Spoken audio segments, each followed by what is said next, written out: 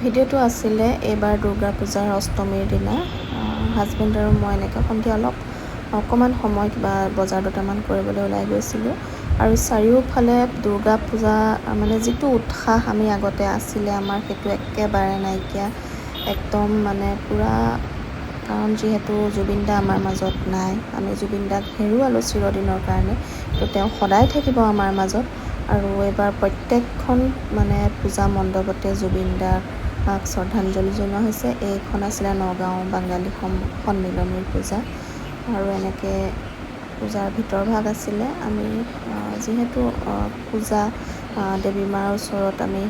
সেৱা জনাবলৈ গ'লোঁ আৰু বাকী প্ৰত্যেকটো পূজা মণ্ডপতে কিন্তু জুবিন দাৰ সেই মায়াবিনী হওক বা সকলো জুবিন দাৰ প্ৰায়ভাগ মানে গীতেই মানে বজাই আছে কোনো ধৰি লওক বেলেগ ধৰণৰ তাত গান মানে লগোৱা নাই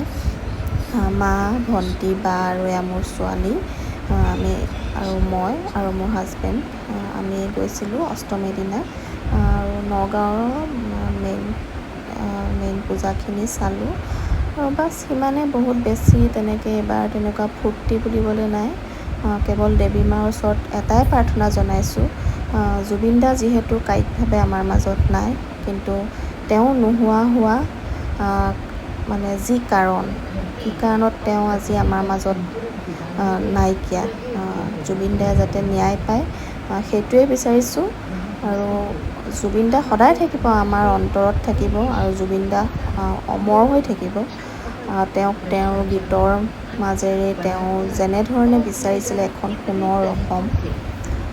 ঠিক তেনেদৰে আমি জুবিন দাক জীয়াই ৰাখিব লাগিব দেৱী মাৰ ওচৰত এটাই প্ৰাৰ্থনা কৰিছোঁ জাষ্টিছ ফৰ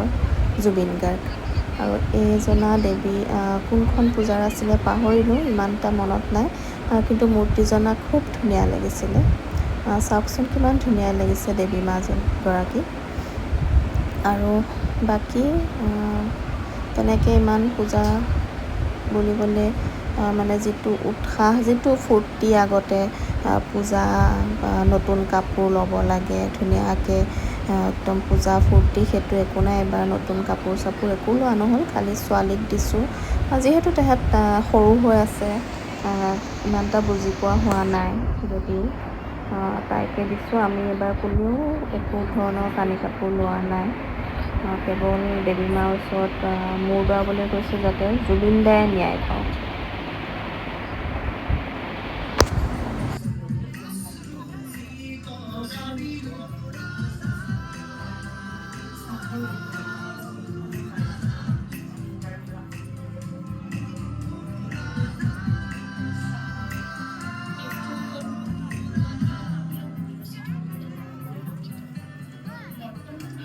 कोई दिन बोया है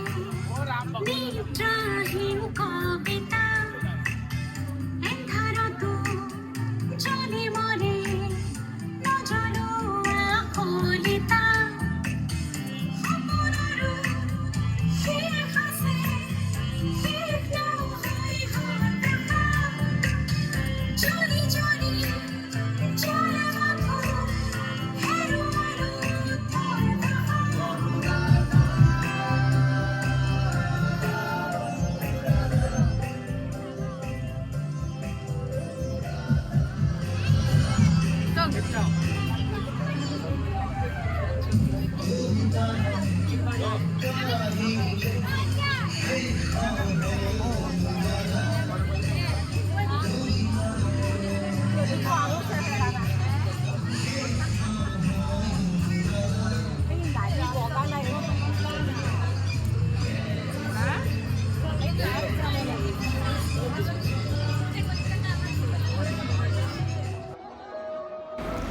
আৰু এয়া আছিলে নগাঁৱৰ ITI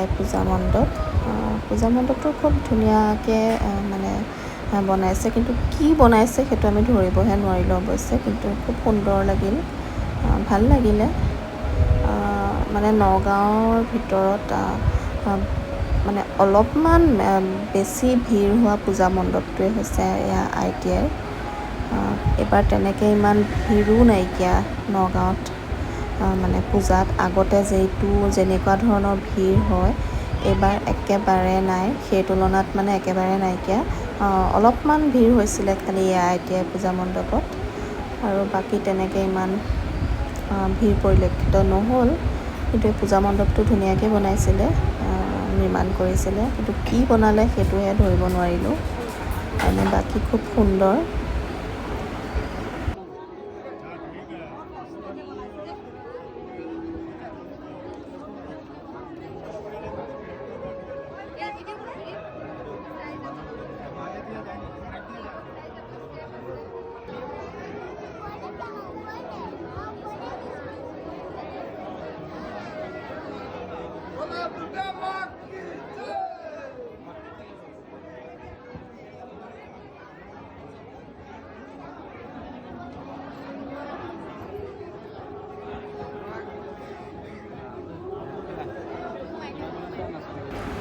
আৰু যিহেতু অলপমান ভিডিঅ' সাঁচি ৰাখিলোঁ মোৰ ইয়াতে, ভিডিঅ'বোৰ ভাল পালে লাইক কমেণ্ট শ্বেয়াৰ কৰিবলৈ নাপাহৰিব। আজিলৈ আহোঁ।